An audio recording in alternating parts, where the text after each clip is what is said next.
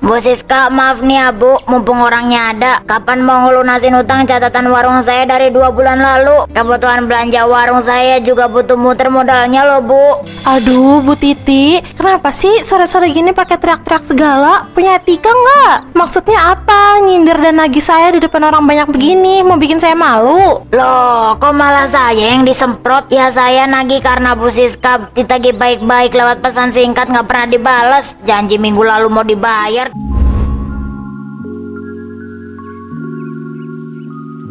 Alhamdulillah, hari ini pesanannya lumayan banyak. Moga-moga aja rasanya pas dan bikin yang beli pada puas. Biarpun untungnya nggak seberapa dan capeknya lumayan berasa dari subuh, yang penting hasilnya halal dan bisa buat nambah-nambah belanjaan dapur. Yang paling penting dalam usaha itu kejujuran. Kalau kita pegang janji sama orang, barang dikirim tepat waktu, rezeki juga pasti ngalir terus. Jangan sampai bikin pelanggan kecewa gara-gara kita nggak amanah.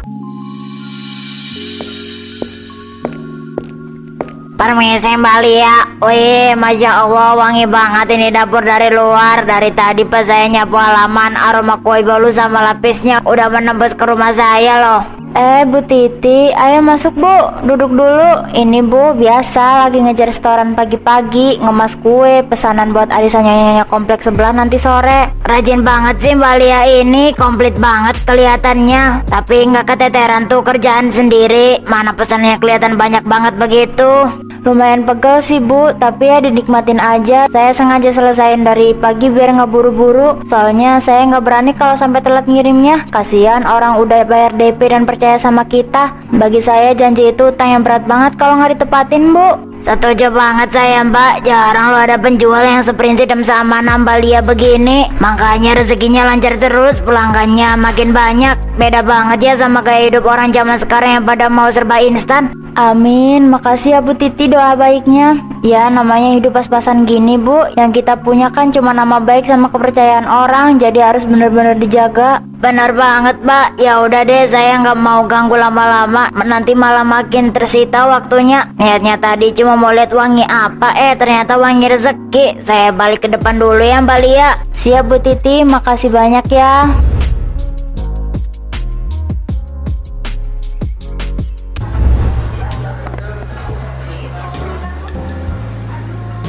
Kurang ke kanan dikit deh cangkirnya. Nah, begini baru kelihatan mewahnya. Cahaya matahari dari jendela juga dapat banget, harus kelihatan perfect. Captionnya apa ya yang bikin kelihatan makin berkelas?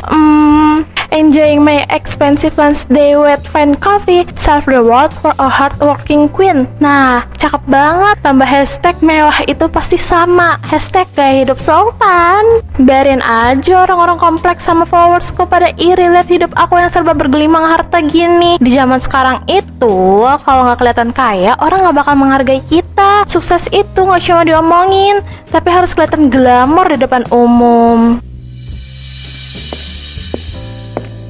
Permisi Lo, maaf mengganggu waktunya. Ini untuk tagihan makan siang dan hidangan penutupnya ya.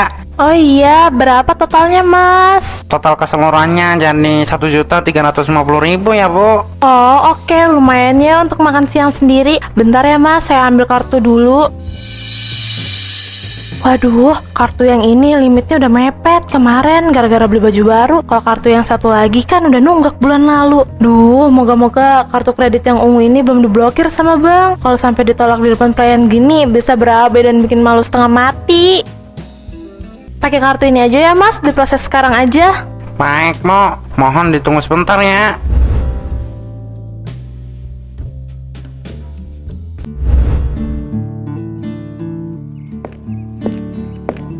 Mbak Lia, ya Allah Mbak Lia, tolongin saya Mbak.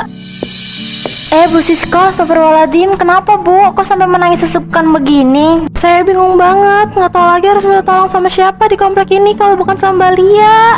Duduk dulu Bu, tenangin pikirannya dulu. Ada masalah apa sebenarnya? Gimana saya bisa tenang Mbak? Baru aja saya dapat teleponan dari luar kota. Anak saya yang paling kecil mendadak jatuh sakit keras dan harus masuk ruang rawat darurat detik ini juga. Dokternya minta uang muka rumah sakit sekarang juga biar bisa langsung ditangani. Astagfirullah, kasihan banget anaknya. Terus suami Ibu Siska gimana? Udah dikabarin belum? Suami saya lagi dinas daerah terpencil Mbak, nggak ada sinyal. M-banking saya juga bermasalah. Saya butuh uang tunai atau transferan mendesak banget sekarang Mbak. Aduh, gimana ya Bu Siska? Bukannya saya nggak mau bantu, tapi uang yang ada di tabungan saya sekarang ini sebenarnya modal yang baru dipakai beli bahan-bahan kue buat pesanan bulan depan. Tolonglah Mbak Lia, cuma Mbak Lia harapan saya satu-satunya sekarang. Nyawa anak saya taruhannya Mbak, cuma seminggu kok, nggak bakal lama. Minggu depan begitu uang suami saya cair, langsung saya ganti tanpa kurang sepeser pun. Please Mbak, bantu saya. Ya Allah, ya udah deh bentar ya Bu Siska, saya ambilkan dulu ke dalam. Yang penting anaknya bisa segera ditangani sama dokter dan cepat sembuh ya.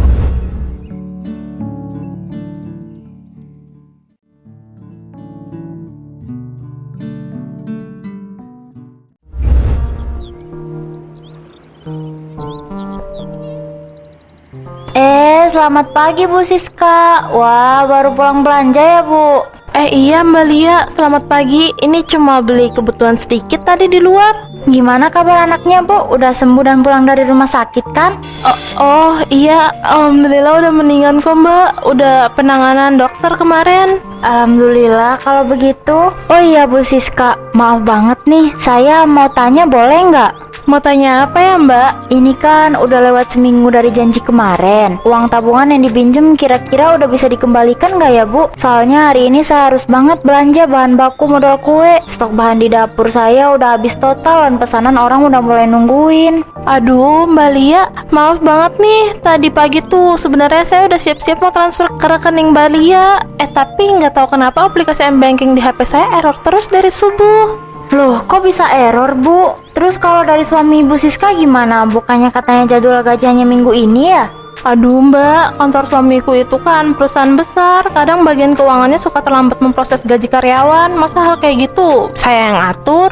Bukan gitu Bu. Sabar dikit, kenapa sih Mbak Lia? Saya ini kan tetangga kompleks ini juga, nggak bakal kabur cuma gara-gara uang segitu. Nanti kalau urusan ATM saya beres, pasti langsung saya urus kok. Oh gitu ya Bu. Ya udah deh kalau memang belum bisa, tapi tolong banget ya Bu Siska, secepatnya diusahakan. Soalnya usaha kue saya bener-bener tersendat kalau nggak ada modal itu.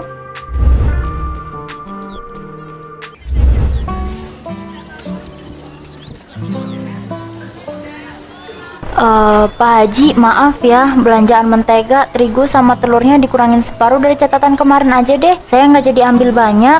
Loh, biasanya Mbak Lia kalau ambil bahan kue suka borongan buat seminggu. Kok sekarang cuma ambil sedikit banget Mbak? Uangnya nggak cukup nih Pak Haji. Modal usaha saya belum dikembalikan sama tetangga yang kemarin minjem. Jadi sekarang pakai uang sisa seadanya dulu deh. Oh, Mbak Lia, pantesan aja pesanan kue saya buat acara pengajian kemarin lusa Mbak Lia tolak. Katanya lagi nggak bisa terima pesanan banyak. Ternyata gara-gara modalnya macet.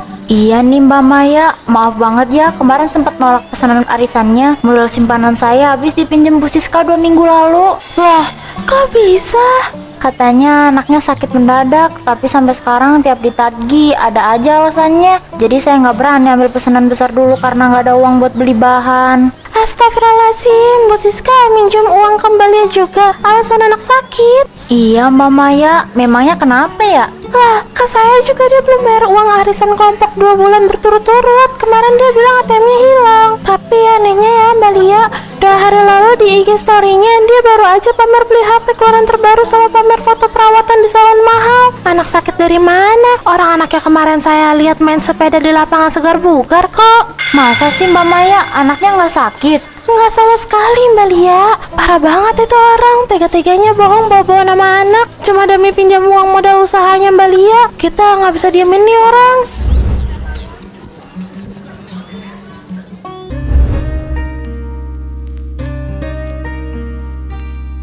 Halo Bu Mia, iya nih aku lagi rehat sebentar di spa biasa. Oh ya, soal acara pesta ulang tahunku nanti malam di ballroom Hotel Bintang 3, jangan sampai nggak datang ya Bu.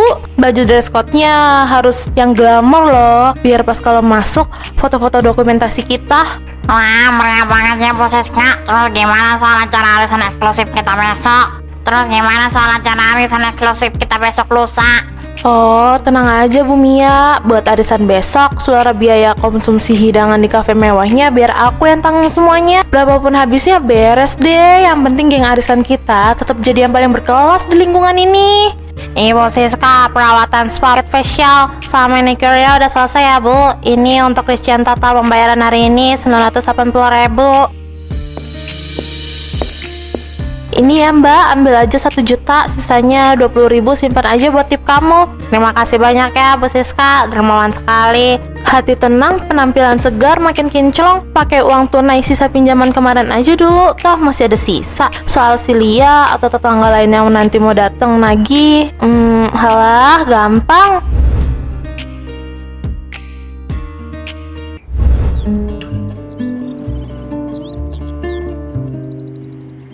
Saya udah nggak bisa nahan patokan sabar lagi. Bu Siska itu kalau ngambil barang-barang di warung saya kerjanya ngutang terus. Alasan tiap belanja ada-ada aja. Hari ini bilang lupa bawa dompet, besok bilang dompetnya ketinggalan di mobil. Catatan bon utangnya di buku warung saya sudah menumpuk hampir 2 juta. Loh, Bu Titi kena juga. Kemarin sore Mbak Lia pembuat kue juga cerita ke saya di rumah. Kasian banget Mbak Lia, modal usahanya macet total gara-gara uang tabungannya dipinjam Bu Siska dan gak dikembalikan sampai sekarang. Bukan cuman Balia sama Bu Titi Pak RT, uang arisan kelompok kita 2 bulan berturut-turut juga belum dia bayar. Padahal kalau di media sosial pamer barang merek mulu. Bu Siska, maaf nih ya Bu, mumpung orangnya ada. Kapan mau ngelunasin utang catatan warung saya dari 2 bulan lalu? Kebutuhan belanja warung saya juga butuh muter modalnya loh Bu. Aduh Bu Titi, kenapa sih sore-sore gini pakai teriak-teriak segala? Punya etika nggak? Maksudnya apa? Nyindir dan nagih saya di depan orang banyak begini, mau bikin saya malu? Loh, kok malah saya yang disemprot? Ya saya nagih karena Bu Siska ditagih baik-baik lewat pesan singkat nggak pernah dibales. Janji minggu lalu mau dibayar tapi mana? Nggak punya rasa iba banget sih sama tetangga. Uang segitu aja dipermasalahkan kayak orang susah aja.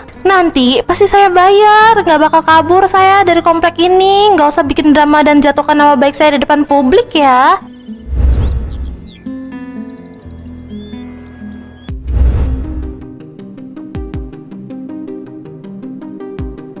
Baik ibu-ibu dan bapak-bapak sekalian, sebelum rapat pembahasan kegiatan kerja bakti minggu depan ini kita tutup, apakah ada hal atau keluhan lain dari warga yang ingin disampaikan? Saya minta kejelasan terbuka malam ini juga dari Bu Siska soal uang arisan warga dan pinjaman pribadi saya yang sampai detik ini nggak jelas ujungnya. Saya juga Pak RT, utang bon belanjaan di warung kelontong saya belum dibayar sama Bu Siska. Tiap ditagih malah saya yang dimarah-marahin. Saya juga Pak RT, seluruh tabungan modal usaha kue saya dipinjam Bu Siska dengan alasan anaknya sakit keras di luar kota. Tapi ternyata anaknya nggak sakit. Sampai sekarang uang modal saya nggak dikembalikan. Padahal usaha kue saya hampir bangkrut total karena nggak bisa beli bahan. Astagfirullahaladzim, kalau dijumlahkan dari cerita korban malam ini, utang Bu Siska ke warga komplek ini udah tembus puluhan juta rupiah. Bu Siska coba berdiri dan jelaskan ke semua warga sekarang. Aduh Pak RT dan warga sekalian, jangan lebih-lebihkan masalah dong. Saya ini kan cuma terlambat bayar sebentar karena bisnis suami saya lagi ada kendala. Masa sesama tetangga nggak ada rasa saling mengerti dan menolong sih? Kenapa harus bikin sidang massal begini?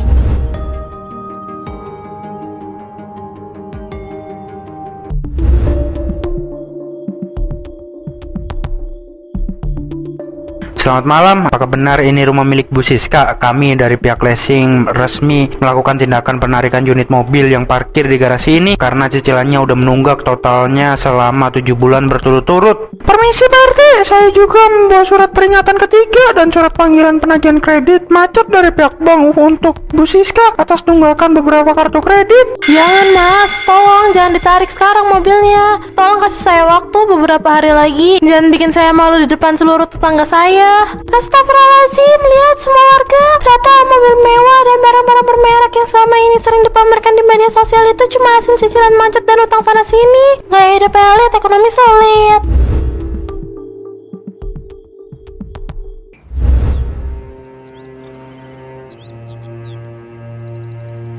Sekarang semua orang menjauhi aku. Nggak ada lagi tetangga yang mau menyapa ramah. Nggak ada lagi yang sudah meminjamkan uang atau sekedar ngajak bicara. HP ku sepi banget, teman-teman dari geng arisan mewah yang dulu sering puji-puji aku sekarang malah langsung ngeblokir nomor HP ku begitu tahu aku kena masalah hutang. Semuanya ternyata berteman cuma karena lihat penampilanku aja, palsu semua. Demi dipuji kaya, demi gengsi di media sosial, aku malah hancurkan diriku sendiri. Dan yang paling bikin hatiku kepikiran, aku udah merugikan orang serama dan sebaik Mbak Lia yang udah ikhlas bantu aku. Aku benar-benar manusia yang gak tahu diri.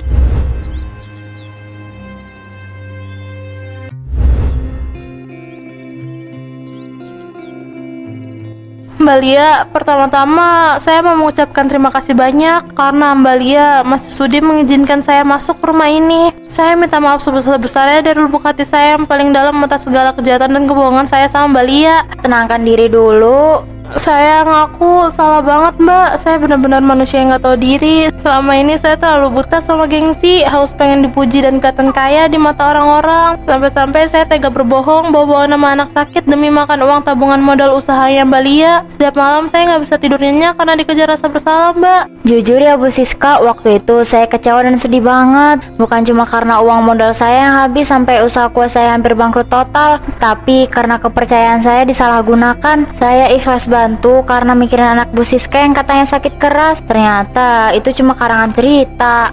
Iya Mbak, saya tahu kesalahan saya udah kelewat batas. Saya nggak minta Mbak Lia langsung percaya lagi sama saya detik ini juga. Tapi tolong izinkan saya membuktikan penyesalan saya. Ini ada gelang emas terakhir yang saya punya. Memang kalau dijual harganya belum bisa menutup seluruh utang modal Mbak Lia, tapi ini niat awal saya buat mencicil. Secara pribadi, saya udah memaafkan Bu Siska kok dari kemarin-kemarin. Saya nggak mau nyimpan dendam. Tapi Bu Siska harus inget ya, maaf itu satu hal, tanggung jawab itu hal lain. Uang modal saya itu hasil keringat dan tetesan air mata saya buat kasih makan keluarga.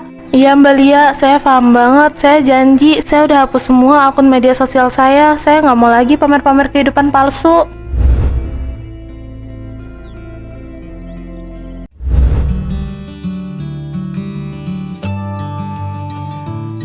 Ini ya Mbak, kuenya masih hangat baru keluar dari oven. Terima kasih banyak ya, silakan datang kembali. Mbak Lia, coba tolong dihitung dan dicek kembali buku catatannya. Ini amplop untuk setoran cicilan terakhir saya bulan ini. Masya Allah, ini berarti...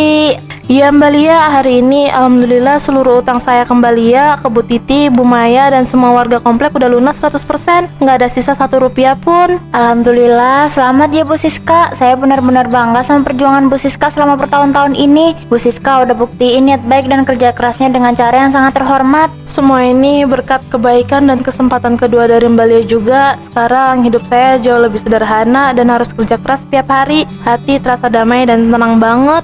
Kemewahan dari utang itu cuma bertahan sebentar, tapi nama baik dan kepercayaan orang kalau udah rusak butuh waktu lama buat dipulihkan. Sekarang Bu Siska udah berhasil mengembalikan kepercayaan itu. Pelajaran berharga banget buat hidup saya Mbak, bahwa menjaga kepercayaan itu jauh lebih berharga daripada cuma sekedar menjaga gengsi semu.